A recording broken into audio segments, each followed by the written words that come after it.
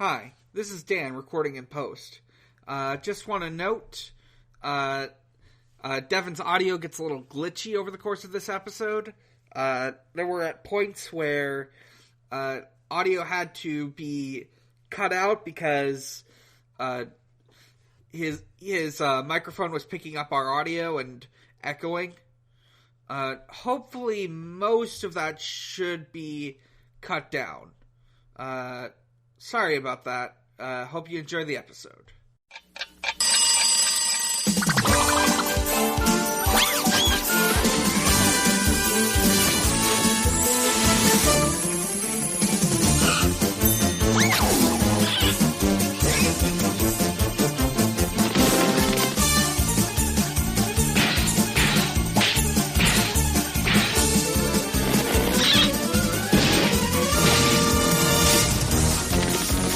Hello, and welcome to the Sonic Shuffle, a random and holistic Sonic lore podcast. I am the teacher, Dan. I'm one of the students, Morg.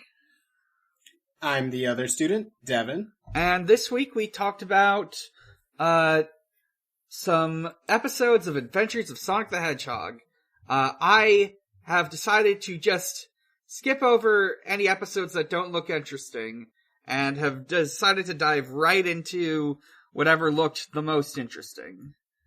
Well, that's weird, because these episodes were, extremely normal and, not horny. Yeah, they were just the most normal episodes. Mm-hmm. Yeah. Just the most normal and regular episodes. Yeah. It can be hard picking the right episodes, you know? Yeah. There's a lot of them, and I think a lot of them you can just say some Looney Tunes gags happened. But for now, well, actually I think these were also emblematic of cartoons at the time, but for now, oh yeah. Just a quick Ken Penders update. Ken Penders has, we've got one thing that's surprisingly fine. Someone messaged Ken Penders on Twitter asking what his thoughts were on the upcoming Knuckles show starring Idris Elba. Penders' answer is he had mixed feelings. Okay, here we go. I'll just read the tweet.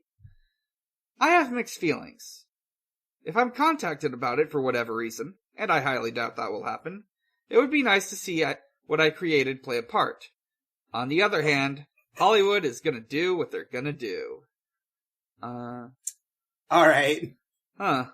I am learning now from this screenshot of a tweet that he does live in Los Angeles.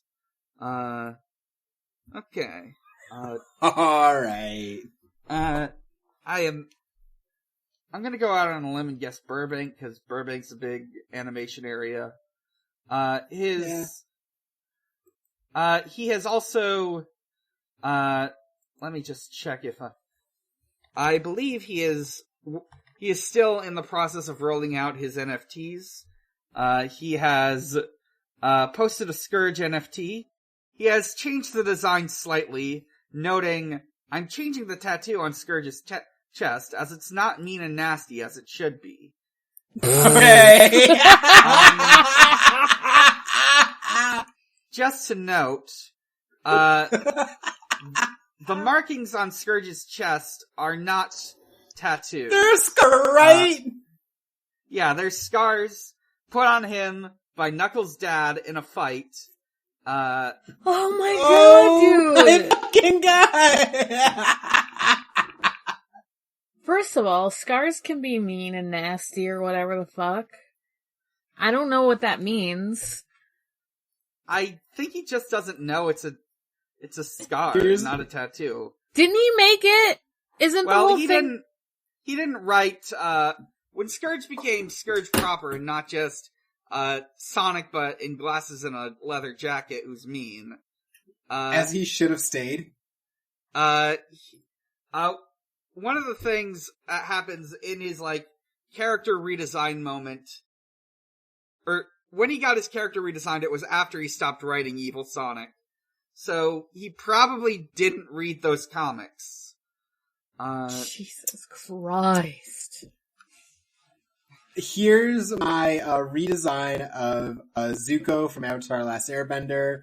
I made his stupid tattoo on his face look a lot cooler than before. Mm-hmm. Yeah. Now it looks like now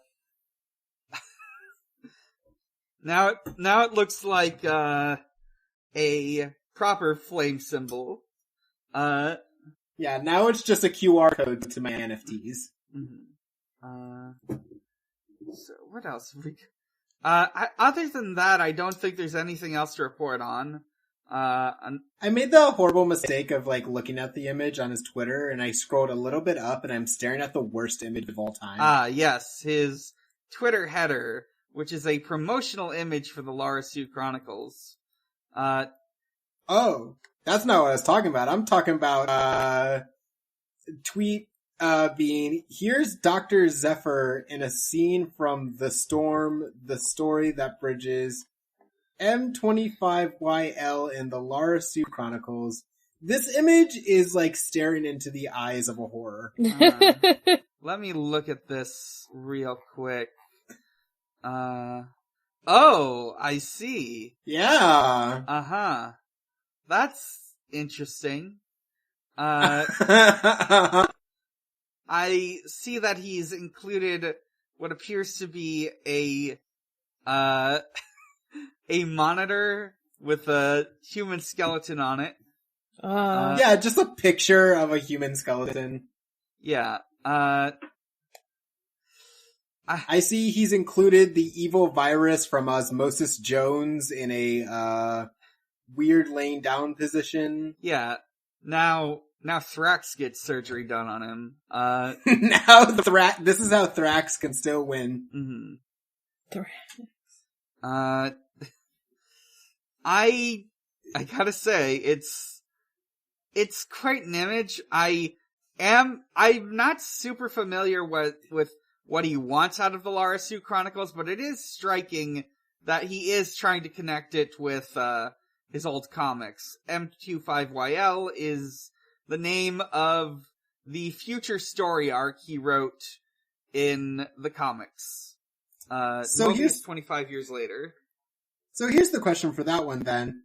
Is the red guy laying down supposed to be a form of Knuckles? It could be Knuckles. I don't know if it's him specifically. It could be any number of echidnas, seeing as there's no defining features on him. Ominous.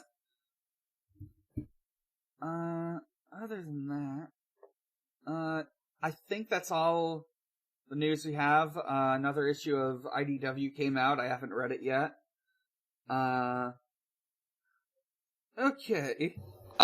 So let's get into these episodes.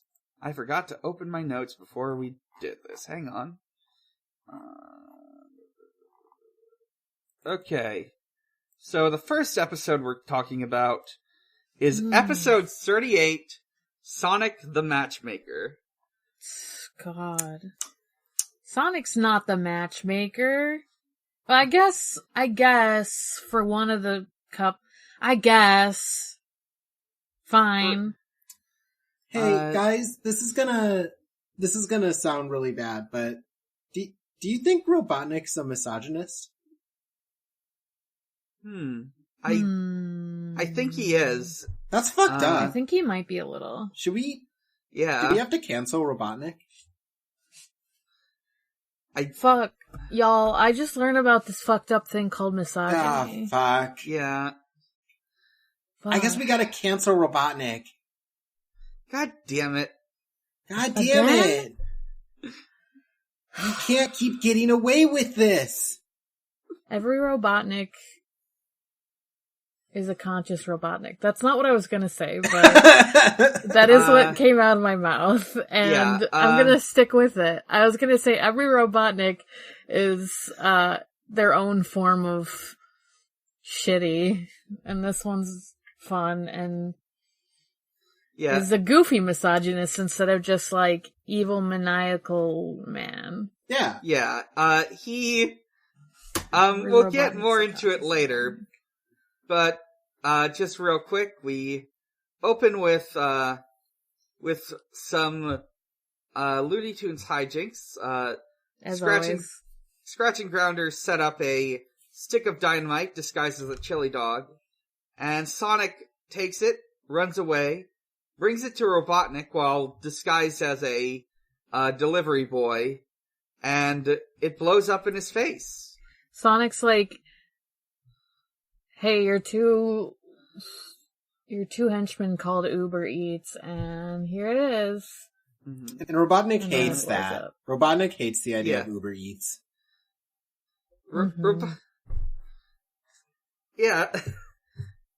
Robotnik will only dine in, and he will only have either home-cooked meals or dining in, no delivery. He hates delivery. It's only DiGiorno in his house. I was gonna say that! A strictly DiGiorno-only household. A strictly Giorno, Jojo in his house. Damn, so true. A Giorno Giovanna household. Yes. After the stick of dynamite blows up in his face, and he's covered in soot, he tells Scratch and Grounder to make him happy, take care of him, fluff his pillows, and obey him. And they're like, sure, boss. But then he's like, but I want someone to love me. And then they're like, oh, you want a wife. I see. Yes. Robotnik subscribes to the all too common notion that a wife should be a bang maid. Yes. A bang maid? Yeah. I have not heard this term, but... Oh, it's from an episode of Always Sunny. God. So, before he sets about creating his perfect robot wife, Scratch and Grounder remind him of his failed robot plans, like Breezie and Robotnik Jr. Was I not here yet? Oh yeah, you weren't here. Okay, I was Breezie. You weren't here. That was real early. Just to go over Breezie real quick, she is a robot hedgehog that Robotnik made to seduce Sonic. And it worked. Yeah, I mean, it's kind of what it, like, showed, like, in the episode, because she was kind of doing the same stuff for, like, 90% of it. Yeah, making references to the episode and such. Let's see. So, Robotnik sends out Scratch and Grounder to kidnap them. We cut to Robotnik Jr., with a, elephant at a playground, and he has used his... Hippo? Oh, sorry, hippo. Gotta be honest, when this episode started and Robotnik said, bring me their heads, I got real scared we were about to see the end of Robotnik Jr. I know! I was like, oh no, he's fucking dead. He's gonna be fucking murdered. Oh shit! That's my boy. Thankfully, just like Scratch and Grounder, all Robotnik robots can just be taken apart with no problem.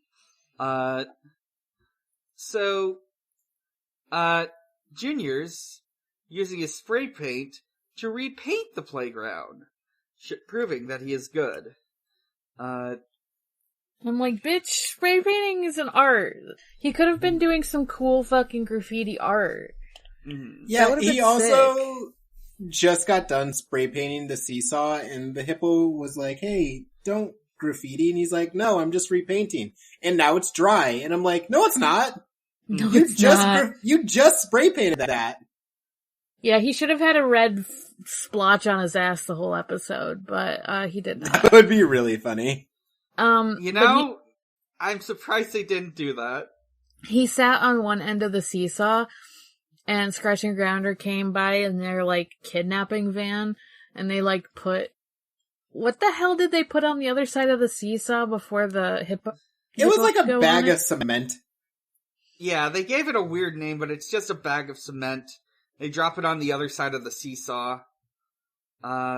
He gets flung into the van and taken away, and the hippo is like, haha, he should have been eating better like me, rubs his big tummy. Yeah. Like, cool, I guess. Mm-hmm. That was the first moment when I said, man, this episode has some weird vibes. Mm-hmm, mm-hmm. The hippo does have weird vibes, the way it's drawn. He looks like I'm expecting, like, a robot to burst out of him. Like, he doesn't look like a person. Mm-hmm. God. He just makes me think of, and this is a Deke production, so it's entirely possible that this is the case. He looks like something out of, like, an educational film. Yeah. Literally. Like a really bad one. Mm-hmm. Yeah. Like one that makes you want to do drugs instead. Mm-hmm. Hey kids, don't do drugs.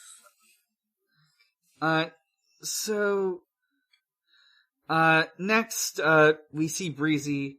She hosts a TV show about finding lost love. But that doesn't matter because she gets kidnapped. Can we talk about how Sorry, you can go. Yeah? I was just gonna say, man, I kind of wish she had, like, showed up again and, like, we had already known she was on this show for some reason. Yeah. I feel like that could have been a fun little episode randomly. Mm-hmm. I might dig around and see if there's any other Breezie episodes, but I don't think so. I'll check. I want to talk about how the people finding lost love on this episode are what appears to be 2 rats and a wolf. Mm-hmm. Mm-hmm. So love wins. Yeah, love wins. Gay rat wedding. Gay rat wedding. Me too. Maybe it might be a throuple, you know? Yeah. Yeah, both of them are pulling his hair to pilot him like a mech. Mm-hmm. Mm-hmm. So what happens next? Okay, Tails is watching Breezie get kidnapped on live television and tells Sonic about this. He doesn't much tell Sonic, more if he goes to tell Sonic, and Sonic just, like, appears behind him and is like, I know, we gotta go rescue her right now. Mm-hmm. Sonic down bad for Breezie. Oh, absolutely.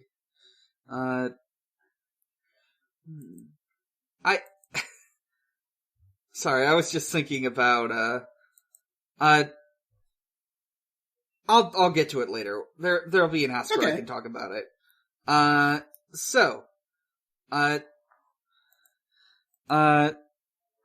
Junior and Breezie are tied up, so Robotnik Jr. does his best to rescue them and untie them, but this goes comically wrong.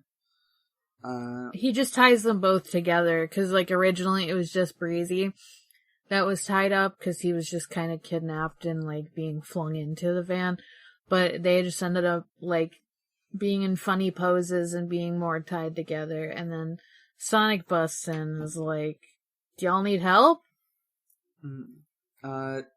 Yeah, he just unties them both, uses the rope to get them to climb out of the moving vehicle. Oh, I like that, Sonic, to get into the vehicle, he uses the little, like, radar dish as, like, a can opener. Yeah. And just, like, opens the metal that way. And then he also uses the radar dish when they're out of it, because they use it as a sled. Right. Sonic is very inventive in this episode. Oh, yeah. Sonic, I will say, they do find a lot of creative uses for his powers. So I think that's why, like, sometimes, even though they're like kind of simple episodes, that's why I kind of enjoy it, because I'm like, oh, you know, that's what I want to see, is like if they're doing like a show where they can make Sonic do anything or whatever, like might as well like play into it and do some like funny cartoon gags with it. Yeah. Yeah, the show understands that Sonic is a character who just does some bullshit all the time. Mm-hmm. Sonic is, in his heart, a Looney Tunes character. Yeah. He's Roadrunner, like... Yeah, he's just Roadrunner. And this show gets it. But he's also kind of the wolf, you know, except he succeeds instead of fails. Or Coyote, whatever. Yeah. Because he does the funny, tricksy stuff. Yeah, he's got the sort of Bugs Bunny trickery and deception tactics. Yes. Let's see. So right after they're rescued, I think they're in like some sort of tundra or something. And we soon learn, 1, Breezie is still in love with Sonic. 2, Robotnik Jr. loves Breezie. And 3, Sonic loves Robotnik Jr. Yeah. How will this love triangle ever be solved? Can they figure out their love in the big city? Yeah. No. The answer is no. The answer is no. According to Sonic R, they can. Mm-hmm. Damn. You know that you have to survive living in the city. You see? True. We're always saying this. That's just about Breezie, Robotnik Jr. and Sonic, yeah. Mm-hmm. Robotnik has nearly completed building his perfect robot wife. Her name is Amaletta. Is that beautiful. A reference? I feel like that's... That he's Dr. Eggman. So he Yeah, in like... Except for stuff. this show where he is Robotnik, but he still does egg puns. Yeah. Yeah, it's real funny, like, there's, like, he was always Eggman in Japan, and, like, everything in, like, Western circles called him, like, Robotnik, but also they would still retain egg stuff, even though his name is different. I guess, like, he has the death egg in Sonic 2, so there's still an egg motif regardless, but... Yeah, but it's, like, crazier for this show where, like, he's never referred to as Eggman. Right. But yet he's still making it his aesthetic. He's never like, I am Dr. Eggman. He is like, no, I am Robotnik. Like, Sonic doesn't even call him Eggman there very much. Like, he says Robotnik. Yeah. Like, I don't know, it's just funny. It's just sometimes, like, even in, like, the English, video games and stuff, he'll, like, call him Eggman as, like, an insult or whatever. Mm-hmm. So... Anyways, Scratch and Grounder wander in, and, Grounder says, wow, she has some huge, and Scratch goes, hair! Yeah. Yeah, you about to say hips!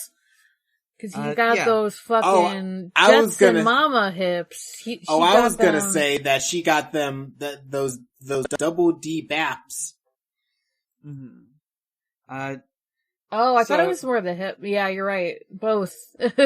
She's a bit hourglass shaped, huh? Yeah, she curvy. She curvy with it. Yeah. Robotnik loves his big titty robot wife. Yeah. Who looks kinda like him. Well, we know. She's got sort of a Bride of Frankenstein thing going on with like, but she also has like the sort of Robotnik eyes with like a black sclera, or however that's pronounced. Yeah. Robotnik has some things to work out. We learn more about this next episode. Uh-huh. Oh boy, yeah. So, Robotnik decides once he has completed Amaletta, he is going to take her to Robotnik cliffs, only currently they're Robotnik falls, so what he's gonna do is he's gonna drain the river, so there's no chance that Amaletta will get wet and malfunction. And at the same time, he can cause a famine, and cause many people to starve. Wow, we love it. I love being reminded that he's evil. Mm-hmm. Yeah, it's kind of funny, because he's not evil, because, like, he's doing it for the love of the game. Yeah. He's like, yeah, I could just have them famine. That'd be pretty cool. Yeah, That's almost a good wedding gift to myself. It's almost like Scratch and Grounder have to remind him of, like, the evil he's doing. He's like, oh, I don't want my wife to get wet. And they're like, and also cause a famine. And he's like, yeah, sure. Mm-hmm. I was thinking it was more the other way around. Like, instead of being like, oh, I'll cause a famine until they, like, obey me, he's like, oh, I'll cause a famine for, like, the lulz. I'll cause a famine because I'm funny evil. Yeah, it seems like he's just like, they're like, hey, there's this also evil thing. And he's like, great, extra points. Mm-hmm. Yeah. He's just kind of dicking around. He do be liking, yeah. Yeah. It's just like sometimes he has a goal in like other things where he's like, I'll be evil so I can get like people to turn into robots. But he's just like, yeah, I just want to do whatever. Yeah. Yeah, and this one he says, I will be the new Santa in which all of you have to bring me presents. Mm-hmm. That's right. Fuck. So good. These are so really funny. What happens next? Robotnik Jr. is depressed because he's experiencing that feel with no GF. Yeah, why do all the nice girls only want heroes like Sonic? They only want one thing, and it's disgusting. It shows a picture of a blue hedgehog. Oh yeah, did any of you write down the poem that Sonic had for Breezie? No. Because I remember it being like really fucked up. It was. I mean, it was like along the lines of that he loves her, but he was like, yeah, but you're a robot, so that makes me want to vomit. Yeah, that was kind of what he said. He's like, no, fuck you. I don't like you because you're a robot, lol. Yeah, he's robophobic. Cute. He's robophobic. Yeah, I'm like, damn, Sonic, what the fuck? I will not date a robot, I refuse. Mm-hmm. He says, girl, I think about you every day. I do think you're disgusting, though. Mm-hmm. So Tails decides to help Robotnik Jr. set up a plan to impress Breezie. The plan is Tails pretends to fall off a cliff, but because Tails can fly, he can just float for a while Robotnik Jr. pulls him up. Tails is a wingman in this episode. Mm-hmm. He really is. This is Matchmaker Tails, not Sonic. Yeah, for real. Sonic's just like stumbling into that shit. Mm-hmm. Like, in fact, here, he almost he does fuck it up for him because, he's just too damn good at saving people. Yeah, cause Tails they do that whole stunt, right? Like, Tails is like, help, Sonic, I'm fucking not Sonic. He's just like, help me. Specifically doesn't want Sonic, and cause he's like sliding down the snowy covered hill and he's gonna go into the crevice. And, Sonic's like, ah shit, I gotta go save my friend, BRB. And he like digs into the ground with his Sonic speed. But, Tails is fine. He just was there waiting for, Junior to like extend his legs cause he's a robot and like save him to impress, Breezie. But Sonic pops out of the side of the cliff, the crevice area, and he's like, I got you, Tails. It's like, bitch, you're not supposed to do this. Hello? Yeah, Tails is like, you weren't supposed to save me. What the fuck, dude? Mm-hmm. He's too good at saving. And then, because, Junior, like, doesn't have anyone to, like, grab and go, and he's, like, waiting for too long to be like, where did Tails go? He, like, falls off the cliff. Mm-hmm. And Sonic gets to save him! Yeah. And Breezie is like, damn, Sonic is just so hot and cool and really good at saving people. Mm-hmm. Sonic is the only person I care about. She's, like, obsessed with him, and, like, I'm like, damn, I know that's, like, your whole trait from the last time you showed up, but, like, chill. Mm-hmm. I know that's just, like, being a woman in this kind of cartoon means you have, like, one character trait. Mm-hmm. But it's like, chill, dude. Do you think at the end of her Lost Love episodes, she's always just like, and the next Lost Love is maybe me and Sonic? Damn. Mm-hmm. Like, she's just always referencing him? Maybe. Let's see. So, Sonic, after all that happens, tries to, like, help out Robotnik Jr. by giving him some flowers, her favorite kind. And then just, like, piecing out. Yeah, he's let's go, you do that. He's like, we'll do freedom fighter stuff elsewhere so that she doesn't get distracted by my hot bod. And this is where I did remember the freedom fighters are canon in this, because in the Christmas episode, Sally was there not saying anything. Yeah, they say freedom fighters sometimes. It's not like Sally ever shows up out in the main cartoon. It's just sort of this thing they say. All I'm saying is that Adventures of the Sonic the Hedgehog Antoine is out there somewhere. Oh God. Uh-huh.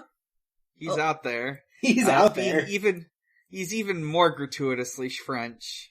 Like, somehow.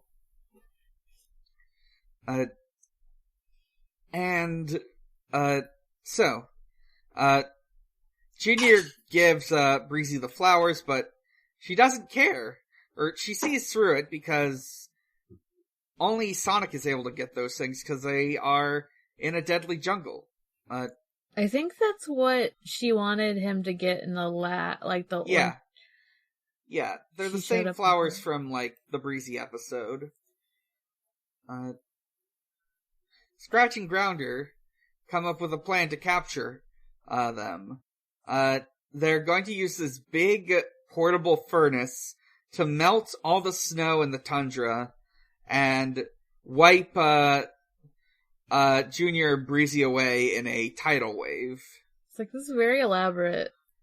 Yeah, just jump them. Yeah. I guess they needed surprise, though, because they're, like, robots. I don't know, I'd be pretty surprised if a robot chicken, and a big drill man just, like, jumped me. True. The plan works perfectly. He's a robot chicken. He really is. Yeah. There's probably a robot chicken short about Sonic the Hedgehog that I will never ever watch. Yeah, that sounds very cursed. They've had a few, like, okay ones. I think because they have, like, different people doing them, but I feel like that one would be bad. Yeah.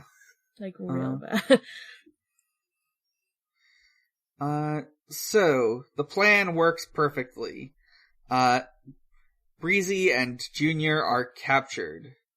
Sonic and Tails come back to find that the tundra has been replaced with a desert. No, it's like just nice. It's just nice. It's like a nice area because the trees are green and stuff. It's weirdly springy. When melts all the snow off the mountain. It's springtime. Yeah. Yeah, that's what happens.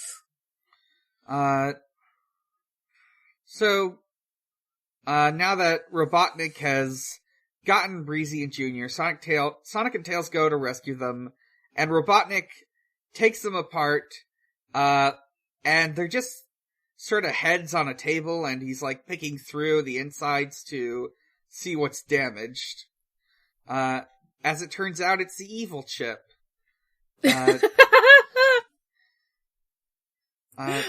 It's like really kind of funny that it's like, oh, these robots that you saw like have kind of character development, or as much as there can be in this kind of show. Yeah, their evil button is broken. It's like, oh, okay. Also, the first time I watched this, I didn't hear him say the evil chip is broken. I thought it was just like one random chip. And he tosses it away, and I was like, oh no! Robotnik Jr. is gonna be evil again. I can't handle that, my boy! Mm-hmm. Yeah!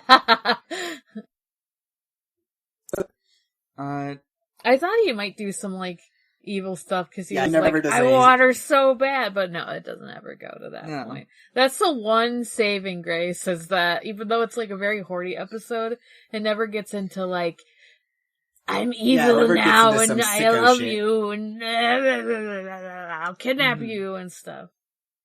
Yeah. Yeah. Thankfully.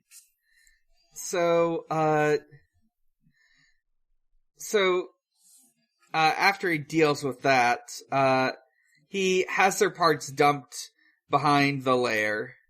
In the garbage, but they're fine. Yeah, just outside. Yeah. I like that he, like, has their, like, a chip out of their heads or whatever, but they're fine and they're talking still. Like, Junior's still, like, talking and making head puns while... Yeah, Junior's still shit-talking his dad.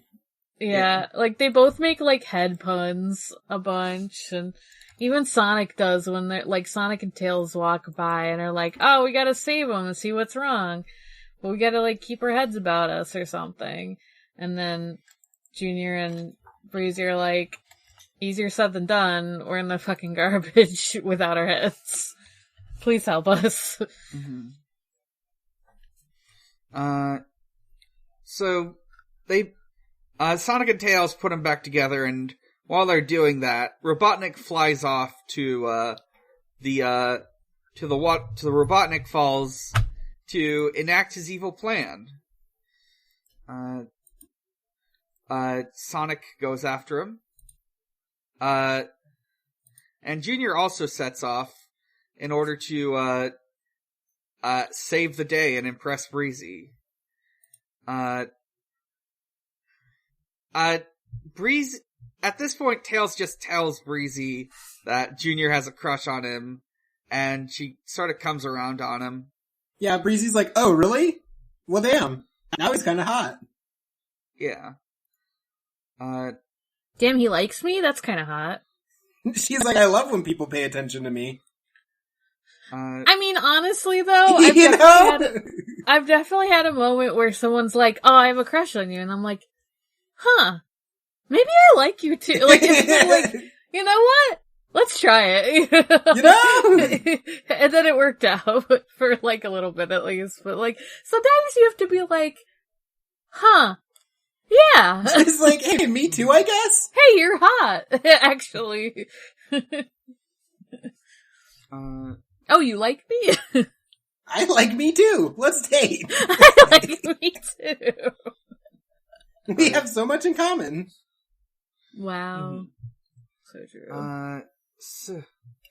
Robotnik is, ordering around his perfect big titty robot wife, to do maid stuff for him. Yeah, she's fluffing his pillow. She's giving him a foot massage. She's bringing him his favorite snacks. Mm-hmm. Meanwhile, their plan to, like, destroy the water, to drain the waterfall, is to just blow up a hole in it, in the riverbed, and it works. It works really well. Yeah, because apparently the nest of underground caverns that are just directly under the riverbed. Mm-hmm. Sonic runs past, vast fields of corn, and when the, water goes out, they immediately go fallow. And so, yeah, he plugs up the hole in the waterfall. Junior fails his rescue attempt and is in peril again. But this time, Breezie saves him. 'Cause she's got emergency tech in her. She's like, time to girl boss. Yeah. Yeah, she's like, I can't let a guy who's obsessed with me die. Yeah. And good for her. Yeah. What Breezie realizes is she should be the one to rescue, people. She likes that. Yeah, she's a breadwinning wife and he's just their podcasting boyfriend. Mm-hmm. She would definitely sell, like, e-girl bathwater or something. She has her own TV show. Oh yeah, duh, obviously.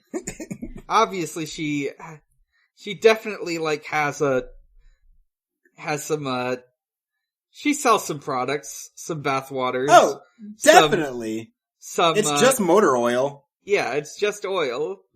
And getting some of her Valvoline, if you know what I mean. Mm-hmm. So, the day is saved. Omeletta gets short-circuited, causing her to turn good and beat up Robotnik. I don't know if good's the right word.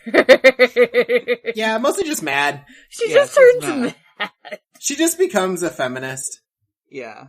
She becomes like, she's like, oh, you're treating me like shit? I'll treat you like shit. Mm-hmm. Oh, like all the cartoon feminist caricatures. Yeah.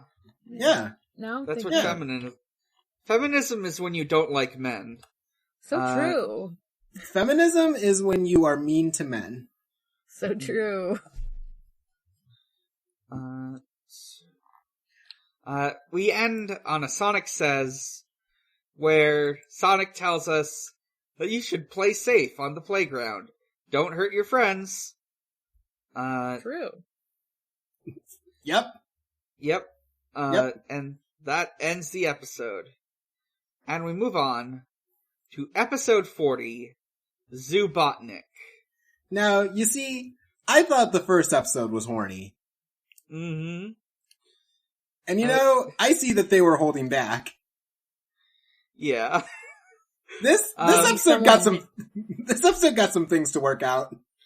Yeah. Maybe someone else wrote this one, I don't know, but like, damn. Damn. So, I think they're all written by Kent Butterworth, but let me check. Well, Mr. Butterworth, you got things to work out. So, it starts with, like, there's, like, disappearances happening, and it's well, like... Well, first it these, actually like... starts out with Sonic running so fast that he strips all the trees and we get to see all their underwear. Oh, you're so right! Yeah, this starts a running theme of a underwear-obsessed episode. God, why do all the trees have underwear? What do they do in winter? They just, like, do they have underwear and then they, like... They changed to long johns. Yeah. Uh-huh. Cause they're like naked otherwise, you know? Eagle Eye viewers would have seen the long john trees in the Christmas episode. I'm just real quick skimming through this. I do not see a writing credit on this episode. Oh, here it is. It's Rowby Gorin. Rowby Gorin, I have some things I want to ask you. Mm-hmm.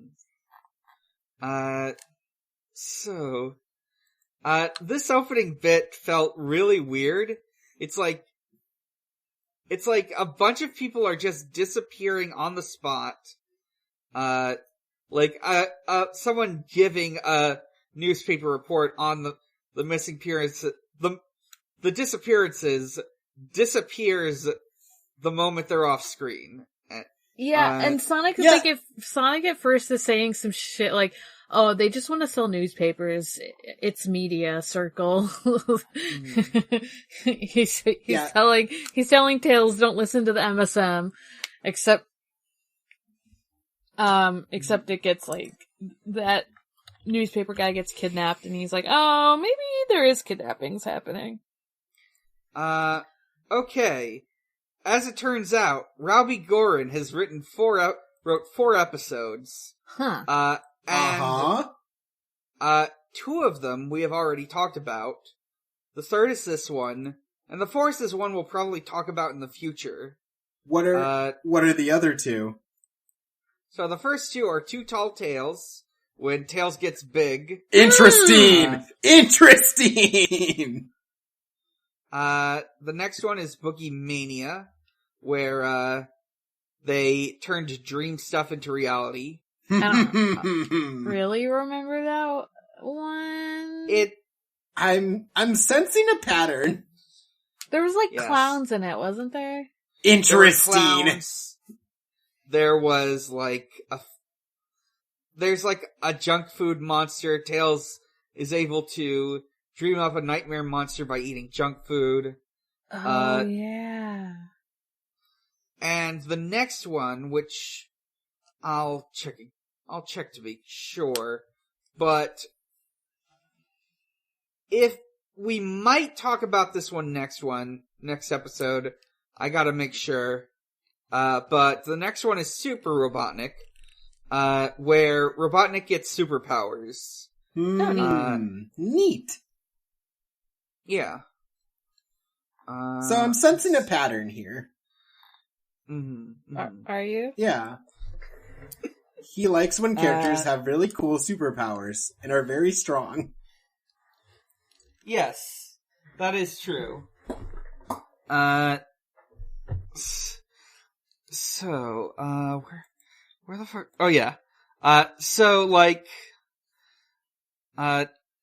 He's talking with, he's trying to find eyewitnesses, and he talks to just a whole bunch of randos from a nearby town, including a guy who I'm pretty sure is supposed to be the mayor because he's got a big sash on. They tell him nothing. He gets a really goofy drawing because they all have different things because they're terrible eyewitnesses. There was also this whole bit about a girl not knowing that people disappear when they're done with doing sports and that her friend was in the bathroom. It was just dude, who is this girl? She never shows up again, but she's portrayed as oh, funny bimbo. I don't know. Yeah. Lots of funny bimbos in this episode, huh? So,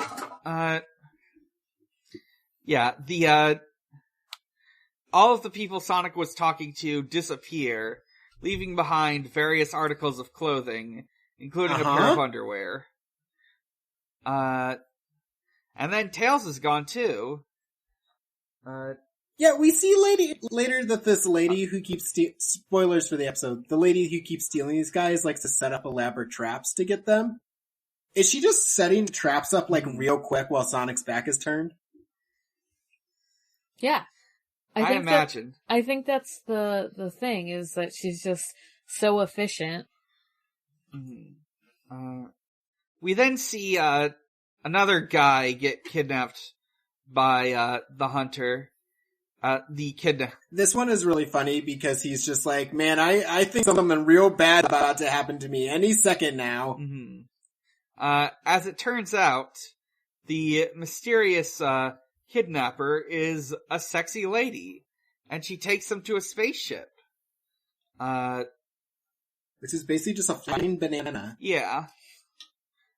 Cuckonuts manages to witness it, and decides he's gonna tell Robotnik. Robotnik is taking a bath with a rubber crocodile. Cuckonuts barges in on him and relays the information. Robotnik, however, based on the description, is able to identify her as the legendary Catella, the intergalactic huntress. She kidnaps people and sells them to zoos in other galaxies. Let's see. We get to see Robotnik in a towel. Yeah, his fancy robe.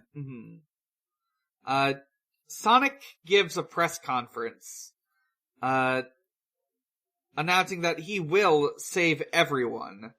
Sorry, I have to add to my bimbo counter for this episode.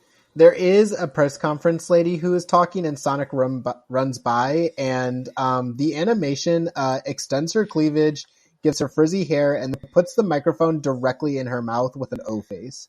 Oh, hang on. I did not notice that. I don't know if I'm like on hyper awareness for the horny vibes of this episode, but like, it's like real fast, and I'm like, huh. Anyways, so he gives this announcement that he's gonna save everyone, and then sets up missing person posters for Tails specifically.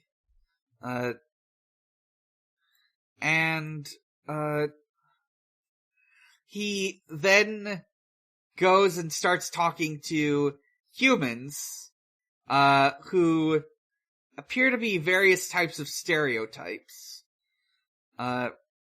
We get like, an Orientalist hermit, we've got an Inuit guy.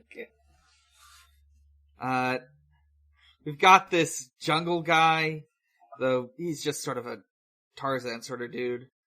He's white. And yeah, there are humans in the show now. But when he meets the Tarzan guy, who's like really big and has eaten lots and lots of bananas, the guy points up to the ship, and Sonic chases after it. He's stopped by a cliff. He's got to figure out a way to get on there. Meanwhile, Robotnik plans to wine and dine Catella into working for him for his schemes. So he orders Scratch and Grounder to clean everything. Scratch offloads basically all of the work onto Grounder. At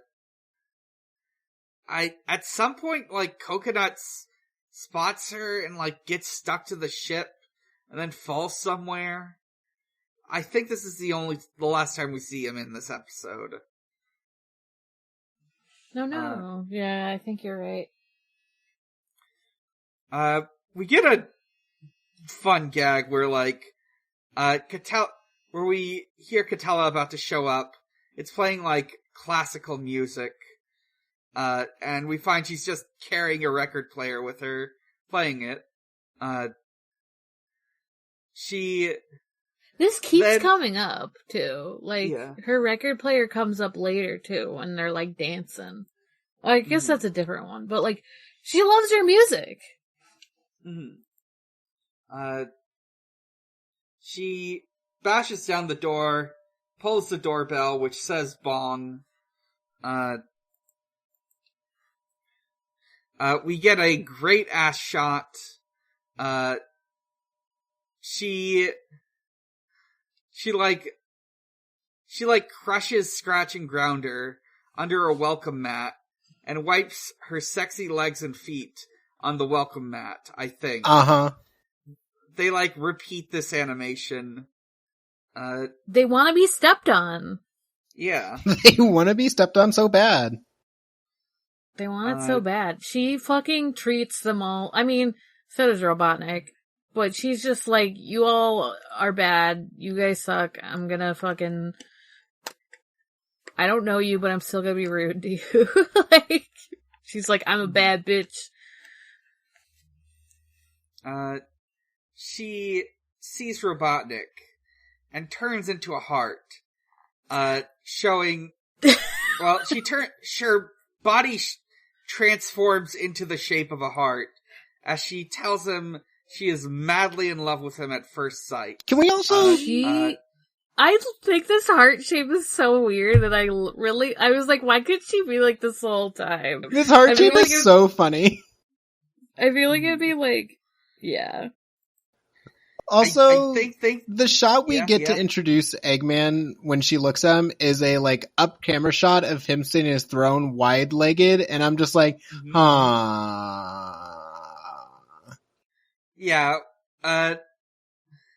if you just, like, cut it off at the right point, you could say something about, I'm just saying, horny vibes of this episode off the charts.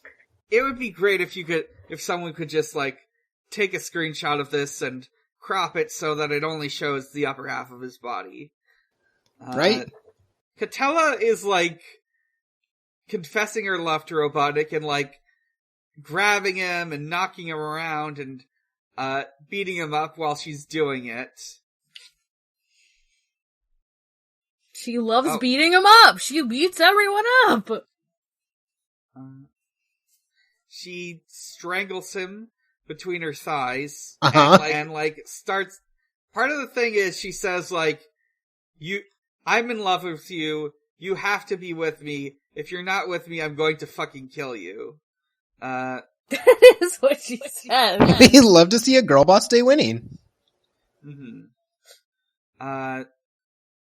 So, Robotnik has her capture Sonic. The plan, is she creates a Tails doll, not the Tails doll, but a Tails doll, and, controls it like a man, not, wrong word, she controls it like a ventriloquist dummy, to lure Sonic into a trap. Sonic does not fall for this, but he's like, I gotta find my friends, so I'll pretend. Yeah. The trap works perfectly. I have written down here the phrase, I hate my big sexy wife that beats me up. I mean, that is what happened. Yes. But yeah, Sonic gets captured, he like overacts it, he's like, oh, woe is me, what will I ever do? He's like taken into, the ship, and, Robotnik and Catella celebrate by dancing to an album called Music to Gloat By. So good. They're like wearing like Latin American dance clothes.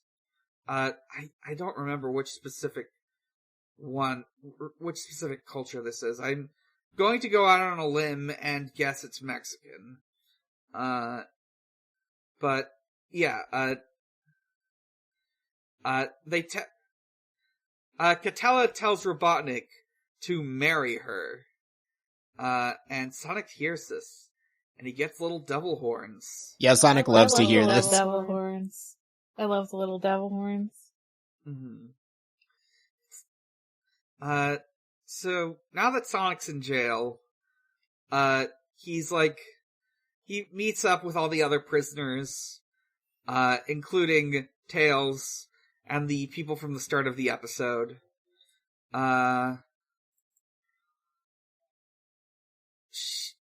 So, there's this crazy looking guy, like, one of them has, like, crazy eyes, one of the animals does. Yeah, it's the hippo governor person.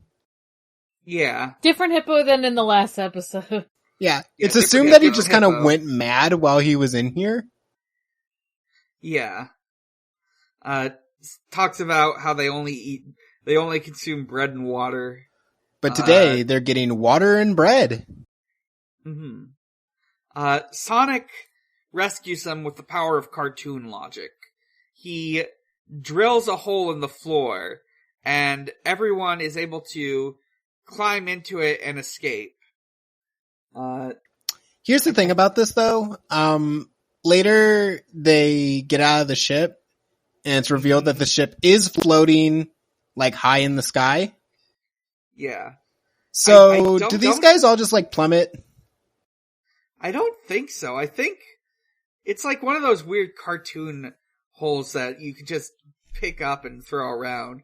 I think they're just somewhere else. Good. They teleported. It's fine. Yeah. Yeah, then Albuquerque.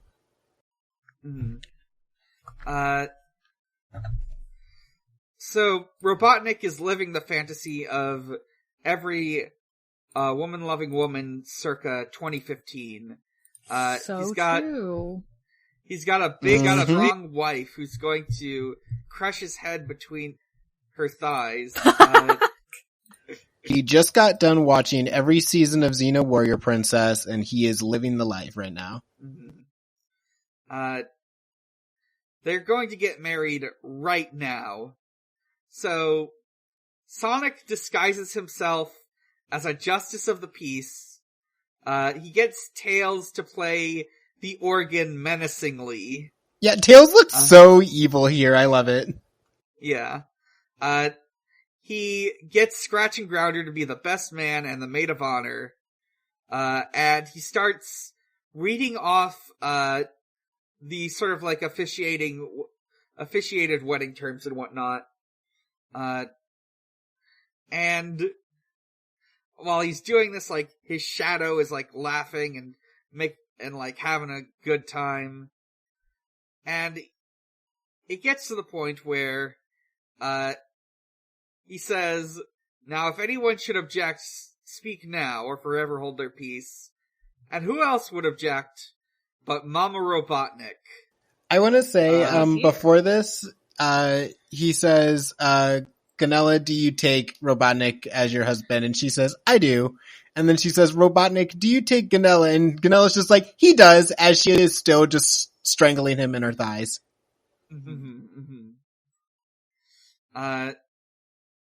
Mama Robotnik hates this. She and Catella get into a fight. Mama Robotnik wins, and Catella declares the marriage off. There is a brief shot where Mama Robotnik slams Catella into a wall with her ass, and when she moves away, Catella is back in that heart shape she was in before. Yeah. So I can only assume that Catella learned something about herself in that moment. She's a lesbian. Yeah. She's like, "Oh, wedding's off. I gotta go." She needs to find a local cougar in her area. So what is it? Okay. So the marriage is off. Catella drops them all out of her ship and flies away.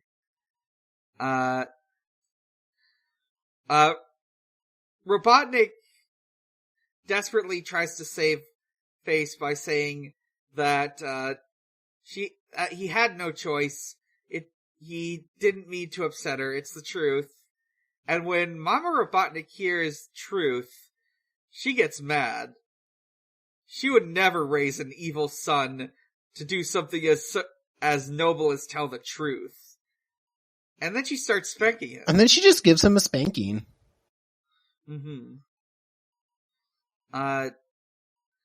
Sonic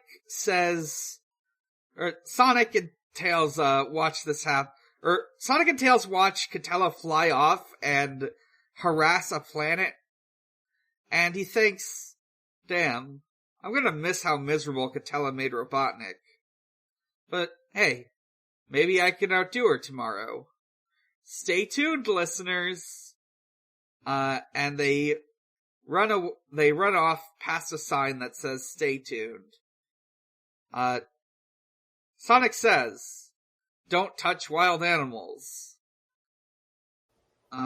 Even if it's a cute little squirrel in a top hat.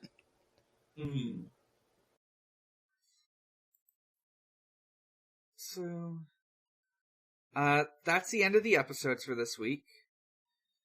I'm real quick going to check for asks.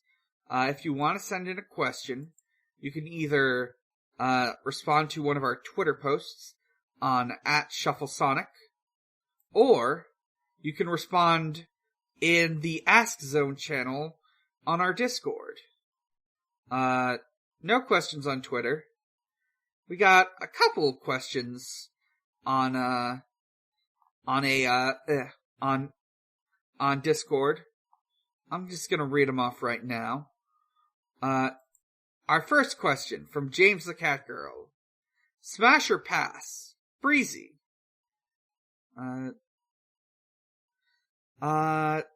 Okay. I'm gonna say pass on this version of Breezie, but there's one other version. In the reboot era of the Archie comics, they create a new version of Breezie who looks a bit more like a traditional Sonic character, and I'm gonna say smash on that one. She wears like a pantsuit. It's great. Oh yeah, I'm looking at this new Breezie right now. Mm-hmm. I gotta look her up. She also looks slightly twisted in one of these pictures. Mm-hmm. Like she's given like crazy eye. Let me look here.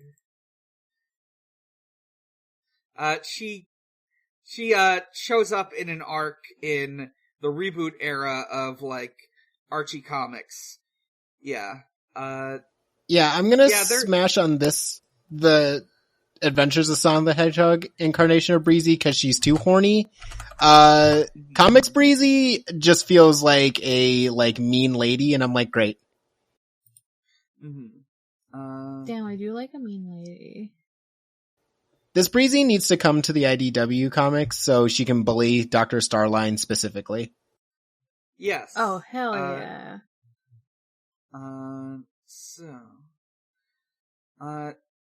Our next question from Kitty the Cat. I agree that's with Violet. You guys, by the way, I don't know if I said that. Yeah. Smash or pass? Intergalactic Huntress. Smash, but only in heart form.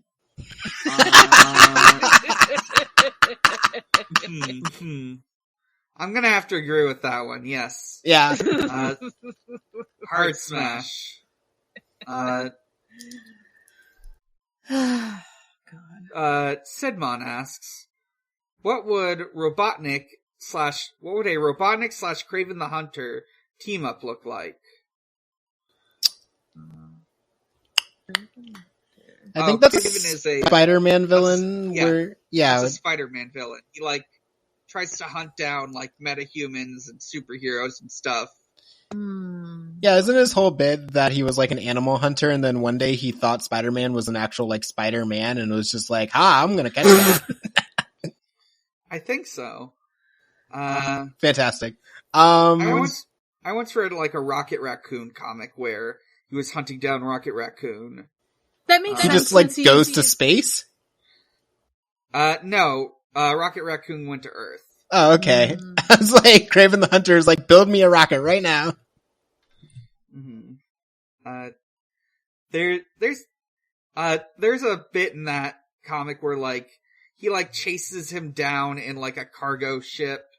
There's a part where Rocket is held up by cops and he says I'm with the X-Men, and that just makes them want to shoot him more. Man, comics are good sometimes. Yeah. Let's see.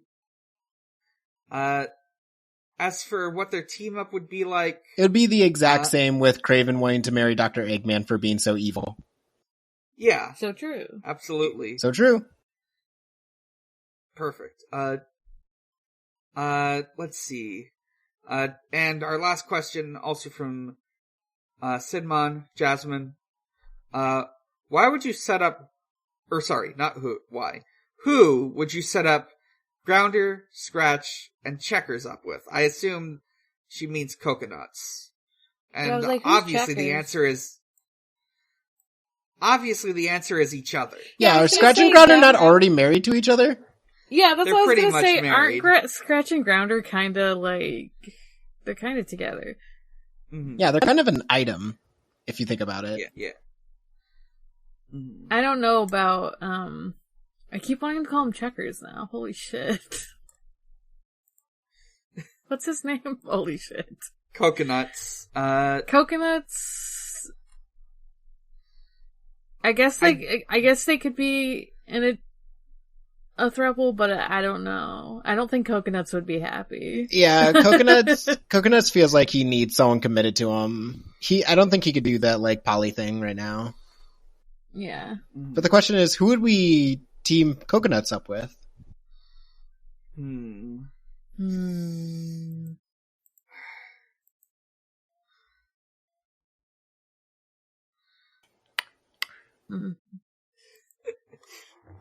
I'm gonna say, I don't think he should be with anyone.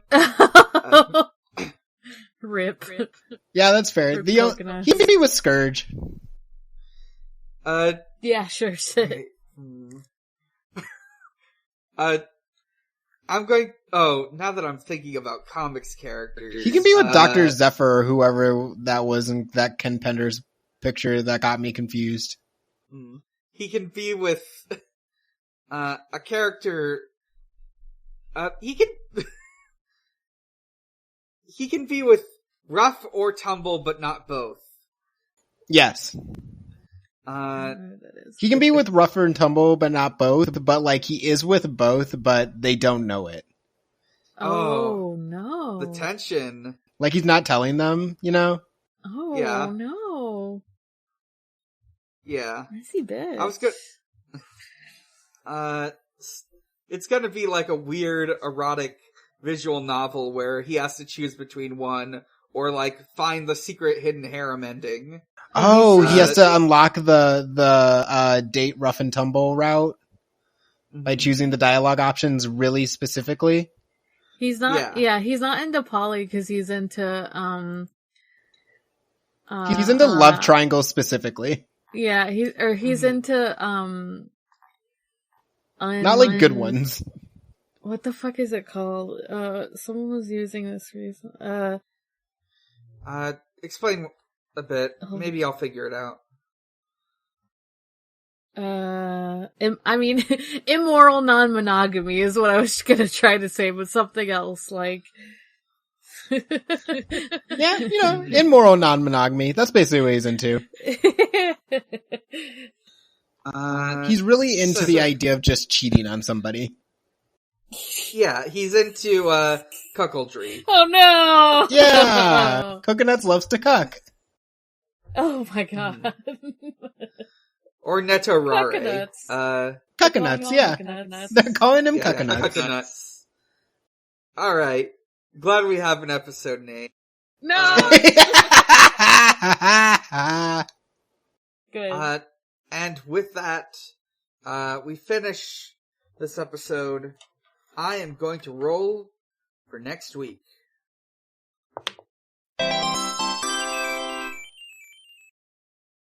That is a 3, which, if I recall correctly, is Archie. I'll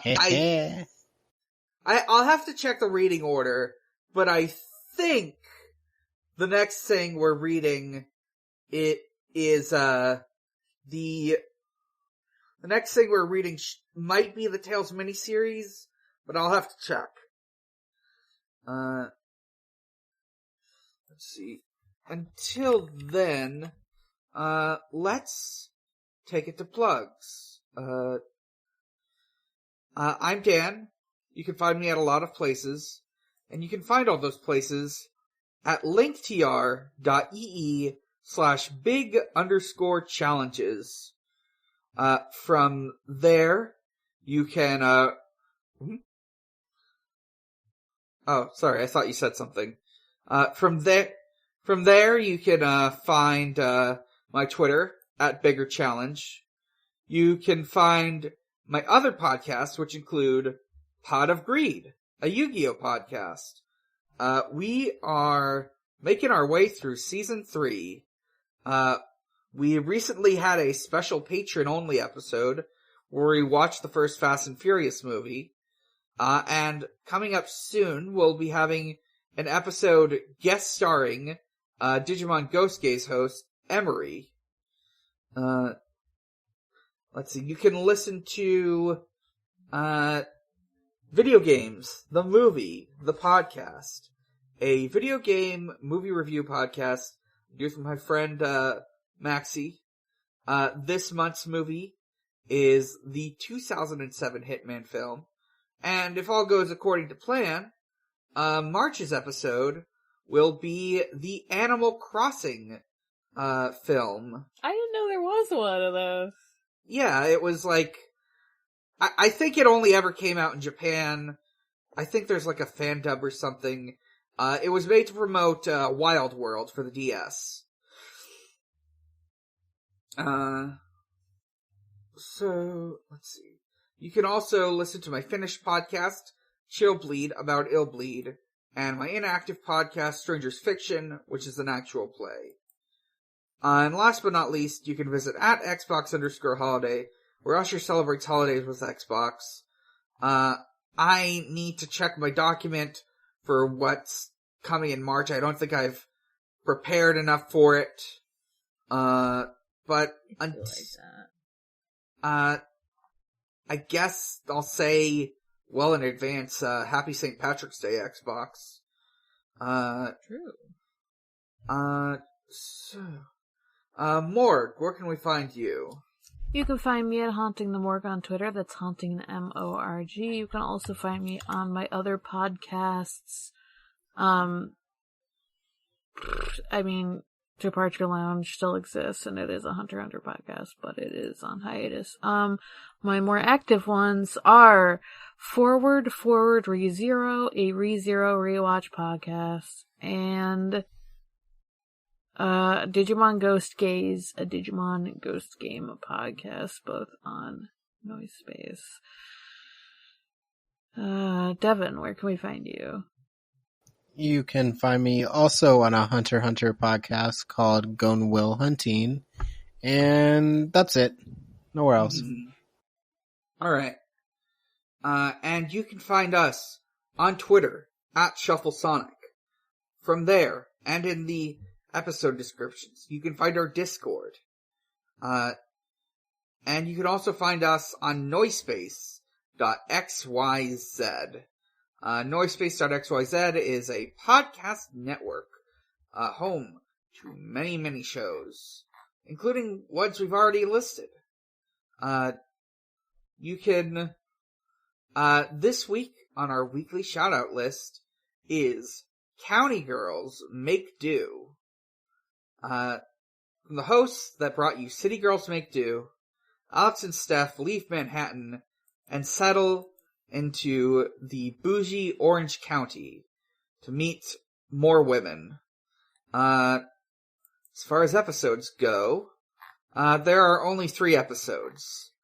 I'm gonna read off their names because I'm gonna read off the episode names because they're good. They're fucking good. The first episode from March 15th, 2021, Hot Girl Shit. Episode 2 from March 29th, 2021, All Horses Should Be Bald. Number 3, the most recent, from July 30th, 2021, Hunting for Dilfs. And we have more friends who you can listen to the podcasts of elsewhere. For instance, you can listen to Archaeo Animals. It is a podcast from the Archaeology Podcast Network about the relationship between animals and humans on archaeology sites. Let me see here.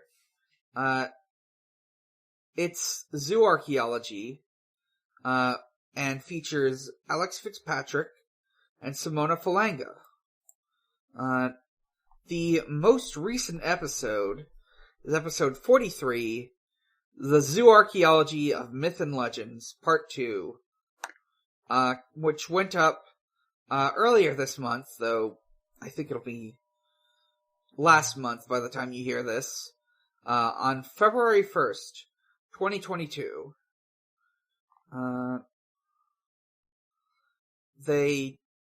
It's dedicated to those episodes are about mythological creatures. I should listen to this. I think archaeology is really cool. It is cool. I haven't even heard of this one. Mm. Yeah. Let's see.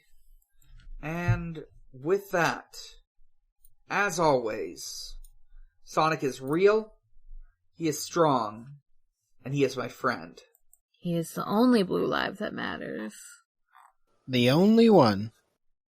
Good night, everyone. Night. Good night.